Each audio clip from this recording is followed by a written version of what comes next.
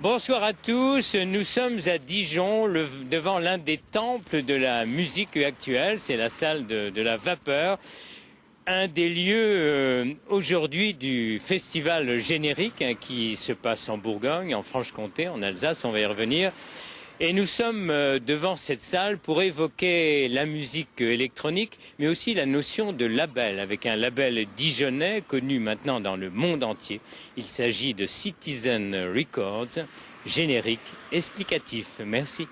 Si les labels Universal, Sony, BMG, EMI et Warner, majors du disque, se partagent l'essentiel du marché mondial de la musique, on découvre de plus en plus de nombreux petits labels indépendants qui produisent pour certains des artistes en concert dans le monde entier. Parmi eux, et les plus prestigieux, le Dijonnais Philippe Arbès, plus connu sous le nom de Vitalik, qui a créé il y a 8 ans son propre label de musique électronique, raffiné et non conventionnel, Citizen Records. C'est dans le cadre du nouveau festival musical de l'Est de la France, générique, en direct de la salle de la Vapeur à Dijon, que nous allons découvrir ce nouveau monde. Voilà, bravo, vous allez découvrir ce nouveau monde, grand cours d'histoire de la musique ce soir dans Ça manque pas d'air. Bonsoir Frédéric Gien, vous êtes directeur artistique du label Citizen Records. Mais on va déjà donc commencer le cours de musique contemporaine avec la musique électronique qui est finalement votre raison d'être. Alors la musique électronique, bon, il y a beaucoup d'images un petit peu négatives finalement qui ne reflètent pratiquement en rien la réalité de cette musique aujourd'hui. Disons qu'il y a surtout une image qui reflète une réalité qui est vieille de 10 à 15 ans, qui est celle du début de la musique électronique, puisque elle vient à l'origine de ce qu'on a appelé la techno et de ce que beaucoup de gens assimilent aujourd'hui à de la techno. Malheureusement, la musique électronique aujourd'hui c'est beaucoup plus large. Vous parliez tout à l'heure de musiques actuelles, et je crois que justement on est plus dans la musique actuelle que dans la musique simplement électronique en fait. Alors la musique électronique, là encore, repère, référence, comparaison par rapport à la chanson, au showbiz, etc. La musique électronique n'est pas encore entendue et vue dans tous les médias, dans toutes les salles. Il y a deux mondes différents. Disons que je crois qu'elle est moins mise en avant que la chanson française, ça c'est une évidence. Maintenant, par contre, la musique électronique a réussi en quelques années à prendre sa place, par contre, par rapport à la scène rock. C'est-à-dire qu'aujourd'hui, un festival comme Générique en est la preuve, puisqu'il y a quand même une bonne partie de la programmation qui est électronique, mais même des plus gros festivals comme les Eurokéennes de Belfort ou les Transmusicales de Rennes laissent maintenant sa propre place à la musique électronique. Alors, quels sont les lieux donc on voit des salles comme la Vapeur, mais il y a aussi des discothèques. Où est-ce qu'on peut écouter cette musique et la découvrir? Après, ça dépend de quelle musique électronique on parle. Je dirais qu'aujourd'hui, les discothèques et les clubs... On va parler de votre label en particulier. Je sais que vous avez vos lieux. Oui. Voilà, oui. Disons que les clubs, les discothèques sont plus devenus des lieux de diffusion de musique grand public et de musique électronique grand public. Donc, d'aller écouter Bob Sinclair ou David Guetta. Et je crois que la musique électronique, on va dire...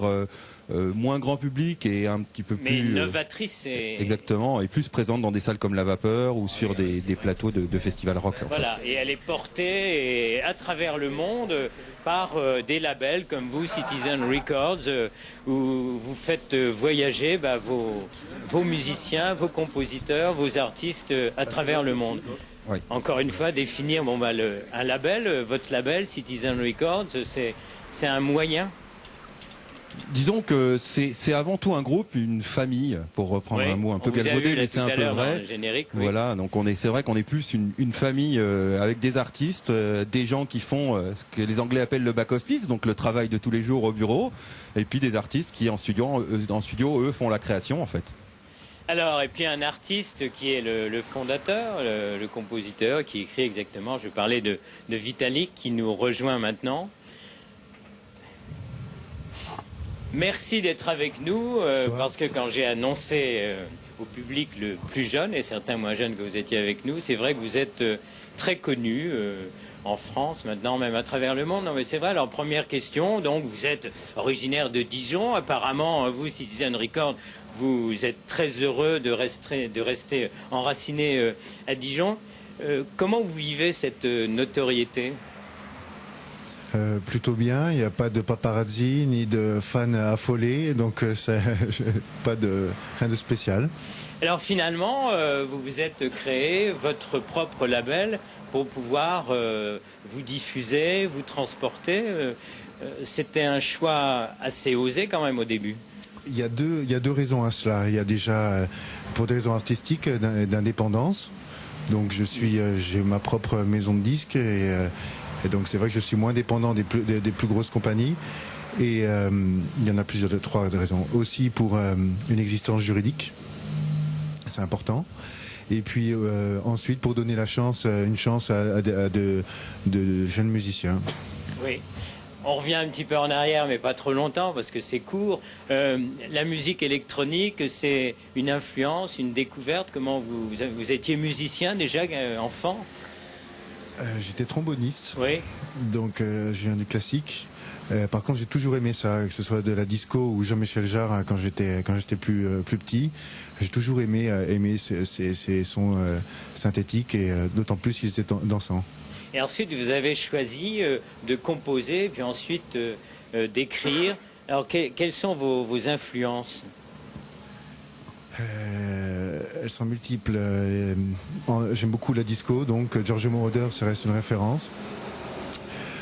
Ça peut être en techno, j'aime beaucoup Daft Punk ou des choses. Mais si je dis des noms, ça va tomber un peu dans le. On va plutôt décrire un peu comment vous travaillez finalement. Bon, vous disiez que vous étiez tromboniste. Maintenant, vous avez des instruments, mais sont des machines. Alors parlez-nous un peu comment vous composez, comment vous travaillez. Et puis l'inspiration en même temps, parce que vous êtes quelqu'un de très artiste aussi. Je me lève en général entre 18 et 19 heures. On y va. Ou pas. Bonjour. Non, il n'y a pas de schéma. Oui. Il n'y a pas de schéma. Je peux très bien ne pas travailler pendant une longue période, qui se compte en mois d'ailleurs, ou au contraire me mettre à travailler pratiquement sans arrêt. Je peux travailler pour des demandes, donc pour des remixes, ça c'est une commande. Pour un album, ça c'est pour mon propre projet, ou sur le live. Et le live, c'est un travail régulier. Je modifie le live très régulièrement par rapport à mes attentes, mes envies, les attentes du public, ou pour faire des tests. Mais il n'y a pas de schéma. Alors vous parliez de remix, on va parler de Björk, que tout le monde connaît, la chanteuse, la comédienne. Vous avez travaillé pour elle? J'ai travaillé pour elle, mais on n'était pas en studio ensemble. C'est un remix, on nous envoie sur DVD les parties séparées des sessions studio du musicien qu'on doit remixer. Et de mon côté, tout seul, je reconstruis le morceau, je le déconstruis, je reconstruis à ma manière. Alors, on va pas revenir sur la musique classique, mais il y a la notion de groupe. La musique électronique, souvent, les gens sont seuls. Comment on se retrouve justement seul face au public? C'est une nouvelle manière d'être sur scène? J'ai toujours été seul, pour de rares occasions, pour la vapeur justement, avec Birdie Nam Nam, ça m'est arrivé quelques fois de faire des sortes de groupes éphémères, mais sinon à part avec les Silures, et ça va être le premier vrai live demain soir en Suisse, j'ai toujours été seul, ça me dérange absolument pas, j'ai pas de problème. Et vendredi d'ailleurs à la vapeur, on va recevoir quelqu'un qui fait partie de la famille, comme disait Frédéric, c'est donc...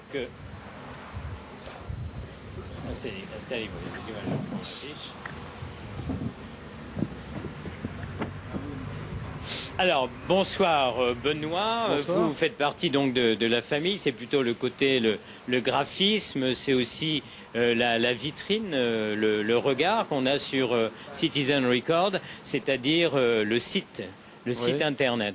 Le site, les pochettes, on s'était vu l'année dernière, j'avais l'occasion de vous expliquer un petit peu. Oui, mais vous savez, depuis juin, on va revenir là-dessus. C'est pour ça que je souhaitais que vous soyez là. Non, mais vous voulez repartir tout de suite? Non. Pas forcément vu, mais oui, je m'occupe de toute l'image. Je fais la plupart des pochettes des CD comme des vinyles. Et je fais également le site internet www.citizen-records.com. Alors, ça veut dire que sont les artistes qui vous demandent un peu de développer une idée qu'ils ont pour leur pochette, ou bien vous leur proposez quelque chose en fonction de leur musique? Ça dépend, j'ai envie de dire que plus les artistes sont fameux, ou plus ils ont... il y en a certains qui ont une idée très précise de leur univers visuel, et d'autres qui attendent des propositions. Alors autrement, après, il y a les compilations. Et là, les compilations, je crée des choses moi-même, puisque c'est donc plusieurs disques sur un même CD. Donc...